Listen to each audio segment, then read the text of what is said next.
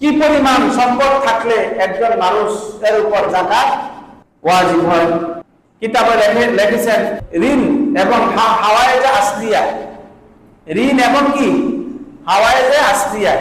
হাওয়ায়েজে আসলিয়া বলা হয় নিত্য প্রয়োজনীয়, যেগুলো আপনার চলার, খাওয়া দাওয়া, চলার, উঠা বসা করতে যেগুলো দরকার, এগুলো ব্যতীত একটা ঘর লাগবে, এটা প্রয়োজন। বাঁচার জন্য আমরা খাওয়া দাওয়া লাগবে, ঠিক কিনা বলেন? হ্যাঁ, এটা প্রয়োজন।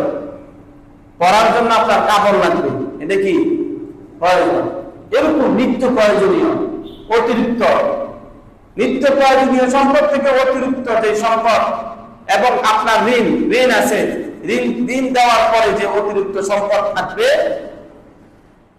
এবং এটা যদি আপনার 7.5 ভরি স্বর্ণ অথবা 52 তোলা রূপার সমপরিমাণ হয়, তাহলে এটা যদি 1 বছর অতিক্রম করে এই টাকাটা, তাহলে এই টাকার উপর আপনার যাকাত দেওয়া ওয়াজিব।